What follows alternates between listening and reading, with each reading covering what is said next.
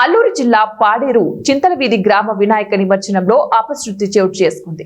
ఈ ఘటనలో 2 మృతి చెందారు. 6గురికి తీవ్ర గాయాలయ్యాయి. ఒకరి పరిస్థితి విషమంగా ఉంది. మృతదేహాలను క్షతగాత్రులను 108 వాహనం సహాయంతో పాడేరు జిల్లా హాస్పిటల్కి తరలించారు. మృతదేహాలను పంచనామా నిమిత్తం మార్చిరికి తరలించారు. క్షతగాత్రులకు వైద్యాధికారులు చికిత్స అందిస్తున్నారు. ఈ ప్రమాద ఘటనపై పాడేరు సీఐ దీనబంధు, ఎస్ఐ సురేష్ ఘటన ప్రదేశానికి చేరుకుని కేసు నమోదు చేసుకుని విచారణ చేపడుతున్నారు.